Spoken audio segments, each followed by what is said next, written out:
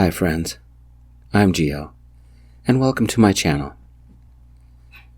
This week's story is called He's Sexy, but Off Limits. And little noises that you might hear in the background. My dog is really active today. Sorry about that. Let's get started. My parents are divorced. It seems that most are these days. And back in the day, I lived every other week with Mom and her longtime boyfriend, Alex, in their townhouse. He's a laid-back ex-surfer turned money guru. He's also Mom's affair partner from 15 years ago. To keep things simple, he's the unofficial stepdad. Him and Mom never married. I used to hate him, but I'm kind of neutral now. I feel the same about Mom. I'm second oldest, at 21. I'm Isaac Lindon. My older sis, Natalie, is 24. She doesn't like me because I chose Dad over our cheating mom. It's also because when Natalie got mad with me, she broke something of mine. Mom never did anything about it. She's also Mom's favorite child because she is the only girl. When I stayed at Mom's place, I shared the upstairs bedroom with my younger half-brother. His name is Shane, and he's 14 now. He tolerates me because I didn't care if he played video games all night. My sister, Natalie, is so caught up with being a social icon, she doesn't even know I exist, unless she needs money that she doesn't want Mom and Stepdad to know about. She currently owes me over $200 and has yet to pay me back. She has the door opposite to mine and Shane's room. The bathroom is between our two rooms, but only has doors into our two bedrooms.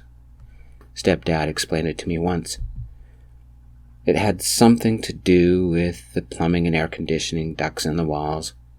I think it's inefficient, but that's how they designed it. If you do the math, Mom was pregnant with Shane before Dad discovered the affair. She tried to make it out to be Dad's, but the ultrasound showed she's a liar. Dad was in Arizona rewiring an old church when Mom did the old wham bam thank you ma'am with unofficial stepdad. Dad's an electrician. Sometimes I helped him, especially when I needed some extra cash. He pays a decent rate. I lived with Dad and stepmom most of the time. Dad met her 2 years after the divorce, and they married a year later. They never had any kids. Dad said his diaper phase was history never to be repeated, so me and Natalie are their only children. Except Natalie never stayed with Dad and stepmom. Why didn't my sister hang around my dad? She always blamed Dad for Mom cheating, and always said that Dad wasn't her dad. Dad also took away her phone every time she broke something of someone's, and docked her allowance the price of whatever it was. Go figure. Years later, when I realized Mom had cheated, I begged Dad for a paternity test. It's official. I'm his. Thank God. But I'm at Mom's townhouse this week, sharing a room once again with my half-brother. Long story short, Dad and stepmom are getting their place repainted and having wooden floors installed and tiled bathrooms, new fixtures and new appliances and new lights. They like to do everything all at once. They are living in a hotel having a third honeymoon, while the remodeling is going on. My bed, my recliner, Grandpa's old roll-top desk which I inherited, a table, a lamp, some boxes of books, a box of old pictures, and some clothes are all in storage. 5 t-shirts, 2 pairs of shorts, 2 swim trunks, 7 pairs of boxer briefs, a large towel, my flip-flops, my sandals, my athletic shoes, my nice Hermes silk shirt, my slacks. In other words, all I have with me fits into a duffel bag. Then there is my backpack with laptop and books. Call me possessive, but I brought my pillow too. I can't sleep on strange pillows. Mom and stepdad are jealous of Dad and stepmom because they've wanted to redecorate their townhouse but can't afford it. Not with paying for Natalie and Shane. I did mention that Natalie was 24, right? She doesn't have a job either. Mom says she's too precious to have to work. One advantage about Mom's complex: they have a swimming pool. Dad's condo complex doesn't. His complex had a weight room, jacuzzi, treadmills, sauna, and tanning beds, but no pool. I can afford to move into my own place in 3 months, as soon as the current semester is over. Life isn't cheap, neither is tuition. Dad doesn't mind if I stay with them a couple more years, but it bugs me. It's hard to get romantic with your boyfriend when you don't have your own place. Stepmom walked in on me and my ex seriously making out more than once. As in shirt off kind of seriously making out. Can you say the ultimate in awkward? God, that was the most embarrassing thing that ever happened to me. Especially when Dad and Stepmom looked at us at dinner later and tried really hard not to laugh. Me and my boyfriend split up soon after. Anyway, Saturday afternoon, I'm lounging at the pool with Shane, his friends, my mom and stepdad, and a few of their friends, when I looked at my beeping phone. Dad had texted. The contractors couldn't get more of the Bahama teak wood flooring. Stop by for dinner if you want to choose what goes in your room. I texted, see you later. Gotta go, I yelled at my stepfamily, grabbed my gear and rushed inside. Natalie, my older sister, was at the front door, flirt-fighting with her boyfriend, Eddie. There was one thing Natalie and I agreed on, but I would never tell her. Her taste in boyfriends. Eddie had his brown hair buzzed military short. He had finished his stint in the army more than a year ago, and was an art major now. He wore a linen, loose-fitting shirt that did nothing to hide the crispness of his body, white slacks that hugged his hips, and brown, brand-new loafers. A gunmetal gray chain held his dog tags, though they only peeked out from under the shirt. He was tan, had rugged hard hands, and was hard-lined muscular. He currently poured concrete at various construction jobs, and I'd seen him at a couple of sites where me and my dad had worked. We'd said hi and shot the breeze, and lunched together a couple of times. I'd overheard Natalie on the phone bragging that Eddie knew what to do in bed, and did it well. Though he often went to the bar with the guys, his real hobby was making his own brew in his kitchen sink. I've tried some. It's strong, a little sweet, and burns like whiskey. Mellow doesn't describe his beer, and it doesn't describe him. This man was my kind of sexy. He was also off limits. I tried very hard not to stare and forced myself to look at something on the wall. There are only 3 problems. I'm gay, he's straight, and he's dating my sister. I didn't know it then, but my life was about to get smashed by a fully loaded dump truck. Everything I thought I knew about myself would get turned upside down. It's so inconvenient. I'm going to take a long bath and I need to talk to one of my friends. She's having relationship troubles, Natalie said. Honey, my art show starts in 15 minutes. I have to be there, Eddie said. Natalie gave a condescending sigh. It's not like you have to be there on time, and I smell like chlorine and tanning lotion. Let's go clubbing instead. We planned this last weekend. I told you how important it was to me, he said. Look, no offense, but an art show sounds boring, Natalie said. Eddie gave her a look that suggested he was completely rethinking their relationship. Natalie better be careful. I ran up the stairs to my room, stripped off my swim trunks and threw them over a towel rod, and had a quick shower. I'd have dinner with my parents, and one of my friends just downloaded this new game. I'd go over and try. In one way, Sis was right. Tonight was boring. I needed a boyfriend. After a quick shower, I was drying my hair, standing in my room completely sans clothes, as in birthday suit, as in a Michelangelo statue, as in letting the air breathe around the bits and bobs, and thinking about what to wear, thinking about life, thinking about dinner tonight, about work, about school, about boyfriends, about my own place, about the metaphorical dump truck that was about to hit my life picked up speed. The door opened, and Eddie rushed in. He had that stressed urgency about him.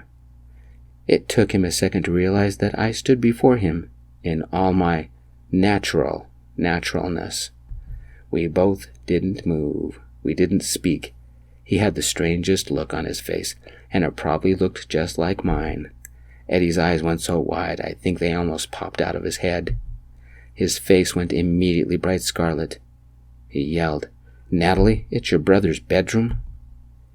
My sister yelled back, "Stop bothering me. I'm on the phone." I covered myself with the towel. Oh, God.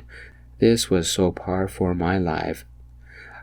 I wasn't sure whether to be embarrassed or laugh. Laughing might embarrass Eddie, so I pretended nothing was unusual.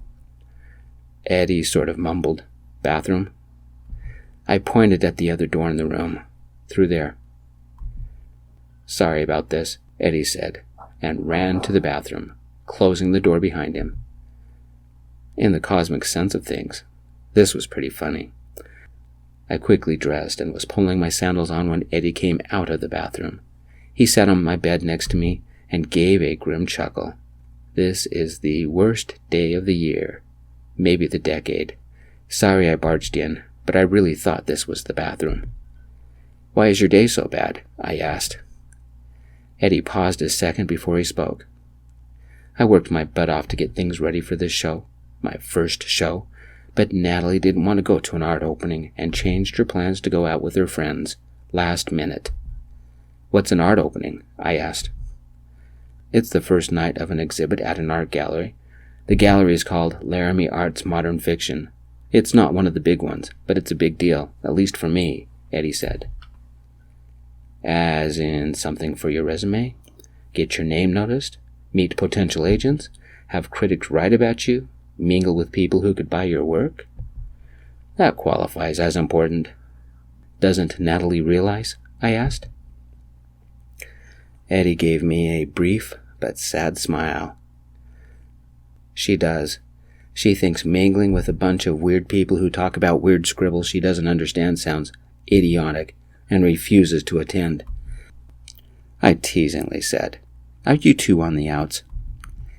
Eddie answered as if it were a serious question. "I don't know if we were ever on the in. I think Natalie's been seeing other guys." "Doesn't surprise me. You want some company tonight?" I asked. Eddie looked at me and raised an eyebrow. He said, "Natalie mentioned you're gay? Are you really, or is she just flapping her lips?" I sat a little taller, not sure whether to be insulted or not. Some guys are a cross between being intimidated by us and being ashamed to be seen with us. It's like they are afraid that having a gay friend will make other people think they're gay too. When I came out back in high school, some friends were suddenly too busy to hang with me. It had been years, but the old disappointment, the old bitterness, still hurt. Was Eddie the same as those high school jerks? I couldn't keep a twang of anger out of my voice. "You're afraid to be seen with me, aren't you?" "That isn't it. This is going to sound weird, but have you been in a relationship you hated?" "Never mind. What I'm saying is that you're not the first guy who likes guys I've met. I worked with one in Germany. You get close with the guys in your unit and learn all kinds of things." "How did we get on this subject again?" I asked. "Me barging in? I don't care if you're gay.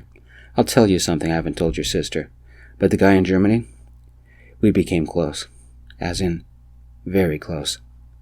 Tonight's not a date, but you and I can hang out," Eddie said. I had to chuckle as I grabbed my wallet and keys. "Let me change first, and then you're driving." I'd never been to something like this before. I had a shirt I bought a year ago that I saved for very special occasions. It was kind of a good luck charm. Next to my car and my laptop, it was the most expensive thing I owned, and I looked like $1,000,000 in it. A navy blue and white Hermes silk print shirt that cost in the upper triple digits. It fit me like nothing ever had, and was so incredibly silky and smooth that I couldn't believe something like this even existed. It took me months saving for it, and I'm glad I did. I wore it with black slacks and black loafers, and I had a very fun tungsten steel chain around my neck. A little gel, a little cologne, and Eddie gave me the smile and said, "Wow, maybe we should be dating tonight." The Laramie Arts Modern Fiction Gallery was a smaller gallery. 2 rooms. It had an entrance room with pieces the gallery owner was trying to sell, mostly abstract or expressionistic. The second room was a larger room filled with the new exhibits. I'd guess 50 paintings, some on easels, some hanging. Eddie's 2 were on easels because they must have weighed 20 pounds each. Paintings isn't the right word. He'd created a 3D ceramic relief that was inches thick. It was more recognizable than the other work in the gallery, and neurotically detailed. The first was a street scene from some place in Italy with window boxes and bright red geraniums, and people walking, dogs wandering, and in the distance was an old church clock tower with an actual working clock. Every brick, every flower, every bottle of wine, every sprig of ivy, every person's expression was immaculately detailed. Each color of glaze must have been hand-mixed, and every piece was individually painted. The fountain in the center seemed to move with real water. I looked closer. The lights shifted. "What the hell?" I said, looking even closer. The painting glittered with subtle lights. "It's an optical illusion created by multicolored LEDs," Eddie said. "Wow, I'm very impressed. How long did this take you?" I asked. Eddie looked away, suddenly shy, when he said, "About 50 hours to sculpt, a couple days firing in the kiln, and another 30 hours to assemble, paint, and install the electronics." I moved to the other piece, an antique 1937 Horch Special Cabriolet, done in silvers, reds, and blacks. I didn't know the car by name. It was on the label. It was just as detailed as the Italian cityscape, just as three-dimensional, and it also had hidden lights. Before you ask, this car took longer. The hood warped in the kiln, and I had to remake it, Eddie said. I forced myself to keep from touching the wonder, and said, "You designed and made these? Right out of your own head?" "I have my sketchbook in the car if you don't believe me," he said. We stayed there for a couple of hours, looking at all the art, and Eddie answered people's questions about his art. Eddie's art was incredible. Why would Natalie stay away from this? I think I had fallen in love with him, but he was still my sister's boyfriend. We met Dad and Stepmom at Oreshi Teppanyaki for a late dinner.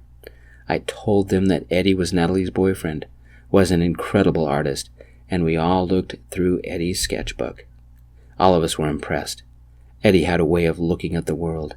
His drawings captured the soft nuances of everybody's faces, of the most intricate detail, the play of light and emotion in a scene. His skill made me feel something I rarely felt. Wonder. He had dozens of sketches of the guys in their military uniforms, of the vehicles he had worked on, of places he'd been to. He'd even been to that street in Italy. He had pages of custom designs for the 2 pieces of art, plus others he was working on. His new one was another street scene, but it was an old-fashioned village from deep in the old country. Dad and Stepmom shared a glance and a small, secret smile. Had they guessed I was developing feelings for the guy? Eddie dropped me off about 11. "I'm working on a new place, a street in a small town in Germany. Maybe you'd like to see it? I mean the picture." "Germany, too. Would you take me?" I said, trying to keep the flirt out of my voice. I failed. Eddie shook his head and laughed as he left. I played video games with my half-brother before he donned headphones, plugged them into the flat screen, and I climbed into bed. The dump truck that was about to hit my life got closer. About an hour later, Natalie exploded into the room. She was dressed in a glittery green mid-thigh low-cut dress wearing a little too much makeup, and heels that were so high no sane person could balance on them. Her breath had that very special alcohol aroma. Did I mention she was screaming, "How dare you?" I jumped. My stepbrother jumped. He accidentally jerked his headphones and it caused the flat screen to fall off his desk, knocking his Xbox to the floor. A stack of games went next. He swore. Natalie shrieked, grabbed the blanket from my bed, tore it off me, and screamed something incomprehensible. She tossed the blanket on the floor, balled her hands into fists, and let out a string of swear words right at me. I wonder if Eddie knew all of those. I stared at her. I had two thoughts in my head. I have to get a lock. And, since I had gone to bed in my boxer briefs, I've got to wear more clothes. The best thing to do would be to remain completely chill. It would drive my sister crazy. "Stupid freak, calm down. Nobody can understand you," Shane yelled. I reached for my blanket and wrapped it about me. "Have you ever heard of knocking?" "Isaac, give me a hand," Shane asked. I crawled out of bed and helped my half-brother put the flat screen right. "You're not listening to me. Where did you go with Eddie?" Natalie screamed at me. "Can't this wait until morning?" I said, gathering the fallen stack of games while clutching the blanket around me. Shane was working on the Xbox. The flat screen didn't turn on. "Natalie, you witch! You broke it!" he yelled. "I don't care. Tell me right now, Isaac, what did you two do?" she screamed, even louder than before. "Go to bed and leave me and Shane alone," I mumbled. "Tell me," Natalie shrieked. An even louder hurricane named Mom stormed into the room. "Do you know what time it is, young lady? What's all the noise about?" "Isaac went on a date with my boyfriend," Natalie screamed even louder. How can she do that without ripping out her vocal cords? "Isaac, is that true?" Mom said. I faced Mom, adrenaline suddenly pumping. No sleep tonight. What's the big deal? It was only a friend thing. Eddie wanted someone to appreciate the art he worked so hard on. It was his first art show, so it was important, and Natalie was too stuck on herself to spend some time with her boyfriend. She gave him the cold shoulder, so he invited me, and we left. I've never been to an art opening before, and it was fun. Natalie doesn't know what she missed out on. "Liar," Natalie screamed. "Natalie, your side," Stepdad said. "It's called playing hard to get. I went to take a bath and get ready so we could be fashionably late," Natalie said. But something in her tone sounded like she was lying. "Look at you. You went clubbing with your friends. Didn't even care about your boyfriend until you saw pictures somewhere. Was it on his Facebook?" I said. "I was trying to make Eddie beg a little. I wanted to be appreciated," Natalie screamed. "Eddie's an artist?" Stepdad asked. I reached for my phone, holding the blanket tight about me, and pulled up the pictures I had taken. "Check these out. They're ceramic pictures he custom designed and built and baked, and you wouldn't believe how detailed they are. He's even wired lights into them. His sketchbook is a work of art." Mom, Stepdad, and Shane came closer and looked at the images. Stepdad and Mom both said, "Cool," at the same time. "I was with my girlfriends when Eddie posted these." Natalie pulled out her phone and pulled up Eddie's Facebook page. It had pictures of me and Eddie at the art opening, hobnobbing it with lots of people, including local artist Mackenzie Hatcher and his boyfriend. My sister screamed, "Isaac, I hate you. You're stealing my boyfriend." Stepdad looked at me. "Was tonight a date?" "No. Eddie just needed a friend. Even gay people can be friends with straight people," I said. Stepdad looked at Mom and sighed. "Natalie's done it again." "Mom, punish Isaac, now," Natalie screamed. Mom looked at Natalie, as if seeing her for the first time. "Settle down, dear. We've had this conversation before. You're too old to be throwing a tantrum. You tried to play your little games with Eddie, but it backfired. You only have yourself to blame." "But Mom, Isaac and Eddie went out," Natalie moaned. Natalie's jealous because Isaac is better looking, Shane teased. Natalie screamed and grabbed a game from the floor and almost threw it at Shane. Stepdad quickly took it from her. Natalie, stop being a baby. Learn a lesson from this. Next time a guy asks you out, don't play silly high school mind games with him because they don't work, Mom said. Mom, don't be mean. What about Isaac? Punish him, Natalie whined. Your brother did nothing wrong, and he'll probably never see Eddie again, Stepdad said. Shane snorted, plugging the Xbox in. Eddie will dump your butt, sis. Mom, Natalie whined. Isaac, my Xbox won't turn on, Shane said, looking at me. Check the power cord and the cable to the flat screen, I said. Mom put her hands on her hips, her mouth set firm. Young lady, I bet Eddie is very disappointed you didn't spend time with him. You didn't make him feel special. You ignored him. If you don't do something for him tomorrow, you might be out a boyfriend, and I can't blame him if he decides to date Isaac. With the way you're acting, I think even Grandma would disown you. Now go to bed and stop acting like a 3-year-old. You might owe your brother a new game system, too. Do you know how much one of those are? Stepdad said, leaning over the Xbox. Shane, deal with it tomorrow. Get some sleep. Natalie, apologize to Isaac. Heavens above, you're screaming at him and he's in his underwear, Mom ordered. I will not. It's his fault for going out with my... Natalie began to yell. Knock this off. You're 24, Stepdad said. As my daughter, you should know better and set a good example for Shane. You're acting like a child, and I've had enough brattiness for one night. You're grounded for the rest of the weekend, Mom said. You can't ground me. I'm 24, and there's a sale at European Emporium, and me and my sister started to say. Enough. Grow up, Stepdad ordered, and pointed at my sister's room. As my sister left, the look on her face said, This is all your fault. She was looking at me. The next morning, I had to get to work early. I work at Bernie's Bagels, and Boss had me scheduled for morning shift. Up at the crack of dawn with only a few hours sleep. I'm a part-timer, so I can fit classes in on weekdays, but today I had to work a double shift. 6 in the early a.m. to 2 in the afternoon. I need the money if I'm ever going to get a down payment together. When I got home, my sister was on her phone, and Shane was waiting by the front window. Natalie looked up and yelled, Stay away from my boyfriend, jerk. We went to the art show. Get over yourself, I said. Before I could say anything else, she had turned back to her phone and yelled, Can you believe it? My jerk brother is trying to steal my boyfriend, and Mom and my idiot stepdad are taking his side. Life is so unfair. A car pulled up outside and honked. Shane got a text. Isaac, I still can't get my Xbox working. Help me tonight? My friends are here and we're going to a movie.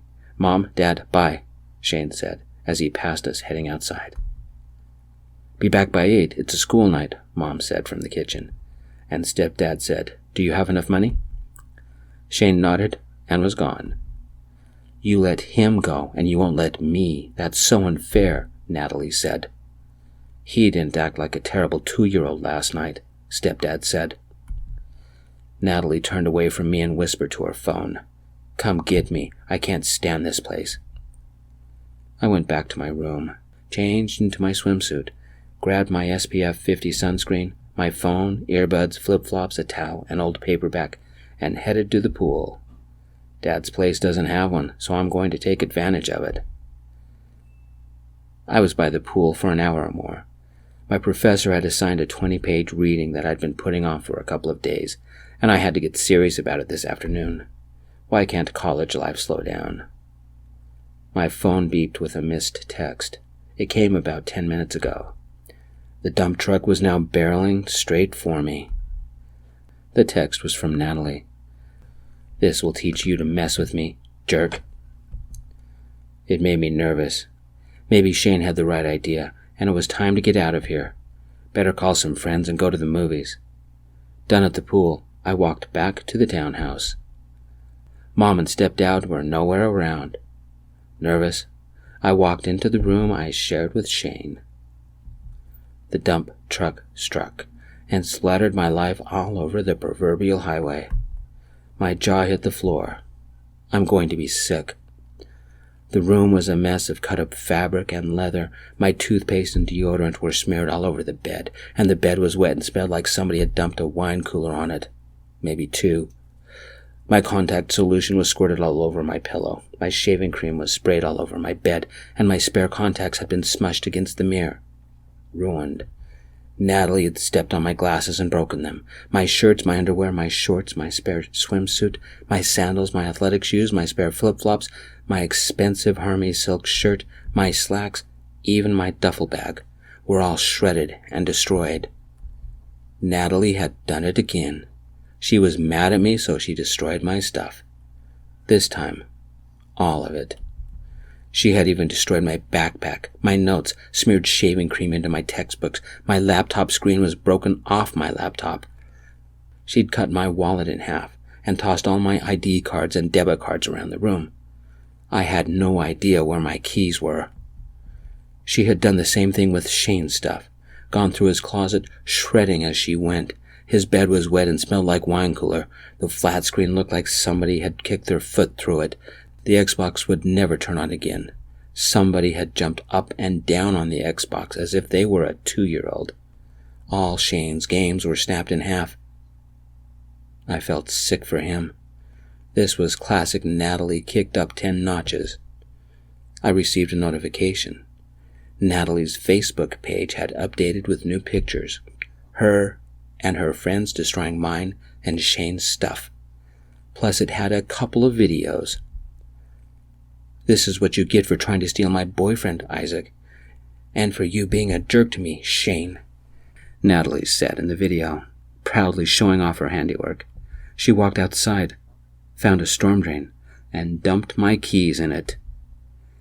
My half-brother and I were never close, but he didn't deserve this kind of treatment.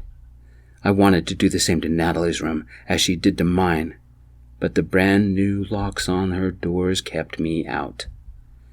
Natalie wouldn't get away with this again. Mom wouldn't do anything. She never did. All Stepdad ever did was replace the things Natalie broke, as if money would solve everything. I wasn't just angry. I was pissed. Since I was the only one home, I proudly did something Mom would yell at me about. First, I sent a text to Shane. Natalie struck. Emergency. Get home now. And I sent him a picture of our room. I sent a text to Dad and Stepmom. Natalie is out for revenge. Hang on, because here come the fireworks. Call you later with details.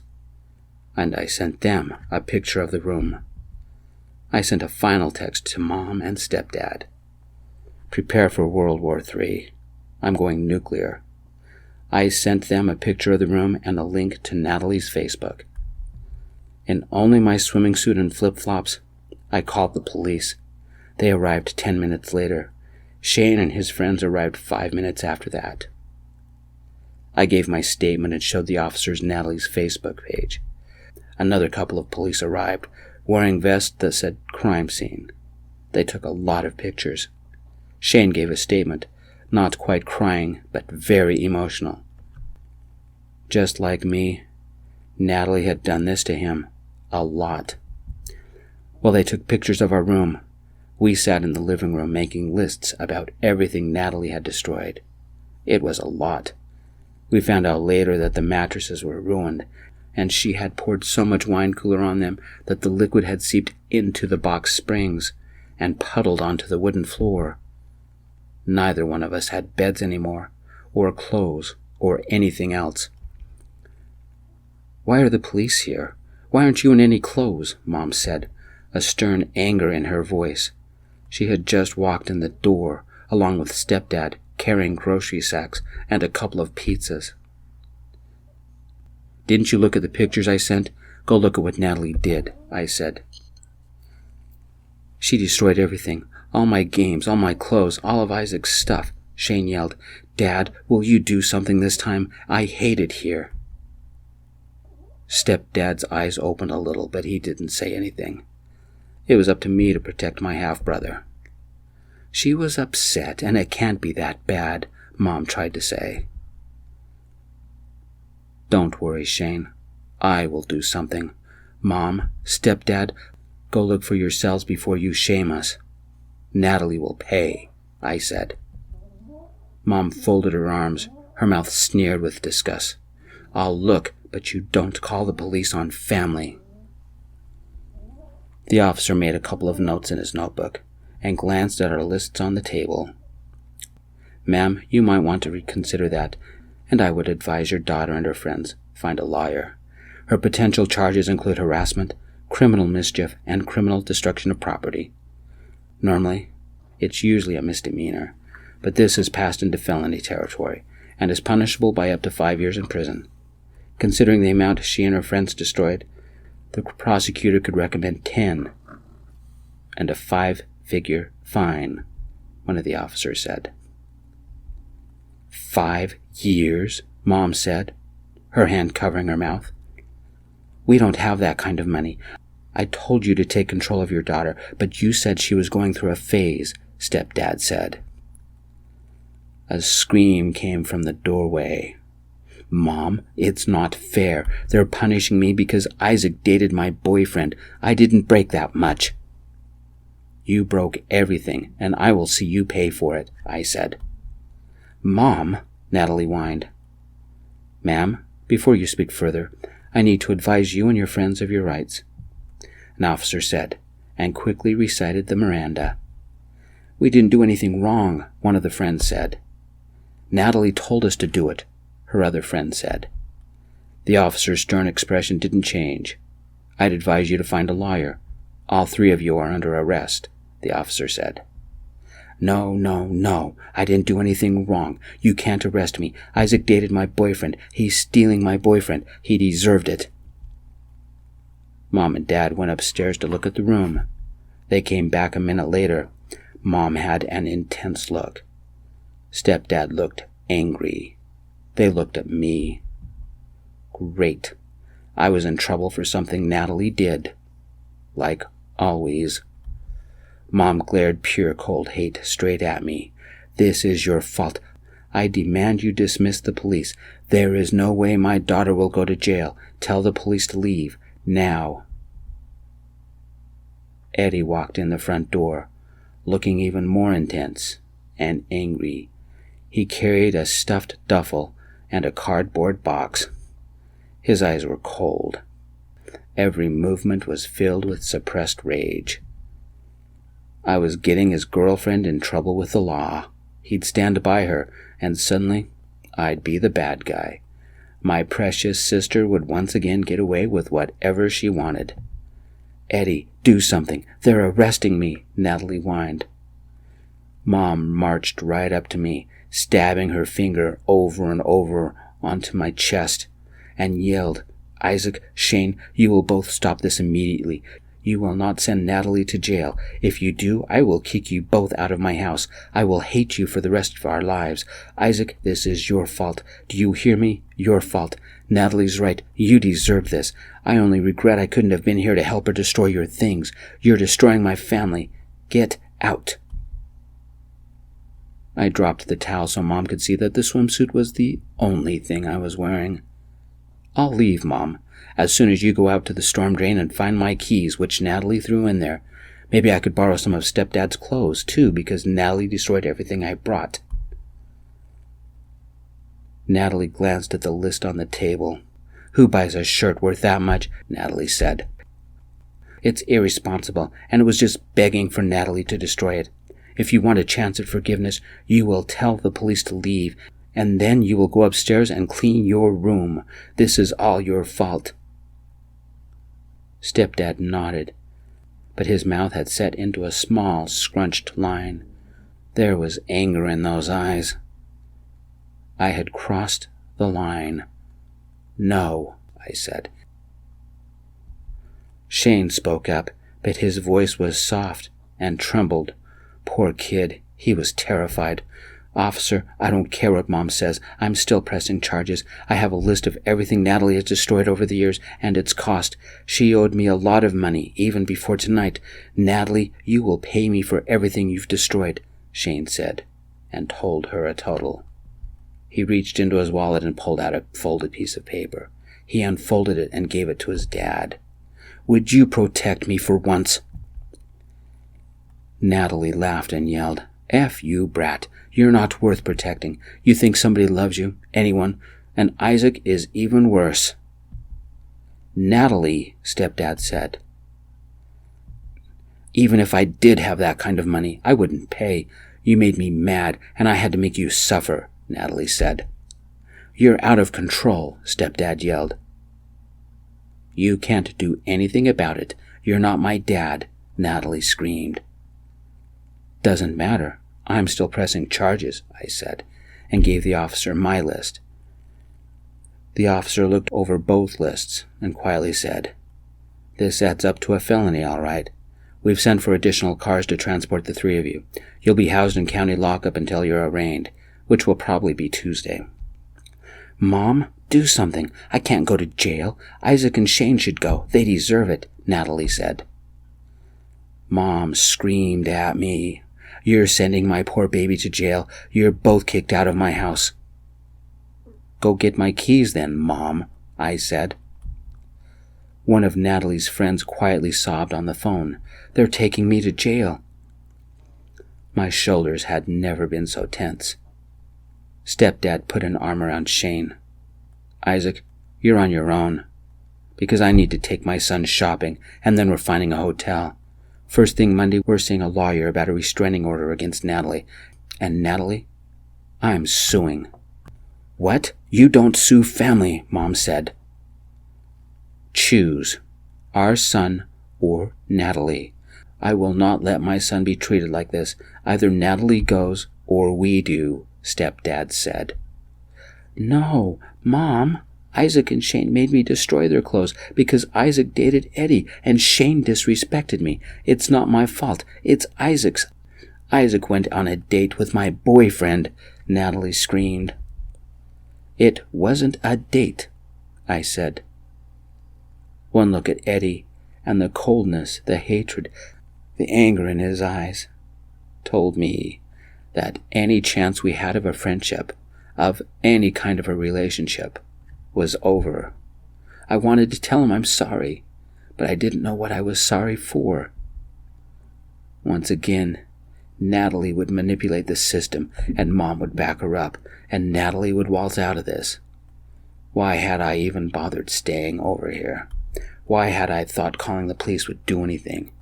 I'd have been more comfortable sleeping in my car for a week. My life was a wreck. My stomach hurt, and I felt cold.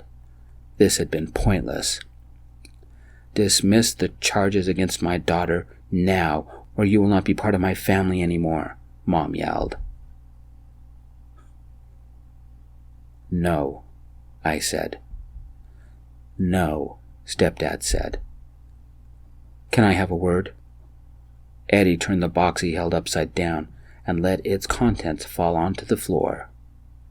"Natalie's things. Guess who saw your videos, Natalie? And it made my mind up. I will not let me be treated like you have treated your brothers. When you throw a tantrum, Natalie, will you destroy all my stuff because I'll call you immature? I'll call you stupid. I'll call you a baby. I don't need that in my life, which means I don't need you. We're through. If you try to attack me or destroy what I own, well, I have witnesses. You'll go down." Something lightened in my soul. "You don't mean that. I love you. Isaac has poisoned you against me," Natalie said. "He didn't. Your childishness did. Goodbye, Natalie. Stay away from me," Eddie said. "I never loved you. I used you," Natalie screamed, and tried to run forward to hit Eddie, but the police held her back. "Get out, get out, everybody get out," Mom yelled. "Sorry, ma'am. This is a crime scene. We have a few questions for you," the officer said. Stepdad and Shane left, and Natalie finally shut up.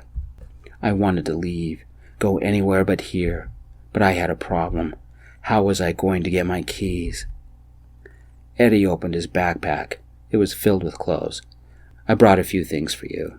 What say we go to the mall for a couple of hours? find you some new clothes. Then I take you out to eat. Nothing fancy. Say, Joe's Sandwich Shack? Date, Natalie screamed. Now it is, I said, winking at Eddie. I might be going a little fast, but the circumstances are extremes. One of the tools I sometimes use is a 40-inch reach extender. Let's see if it will reach your keys. It also looks like you need a place to stay. How about my place for the week while we get things figured out? If it works out, I need a roommate, and if you want my opinion, send your sister to prison.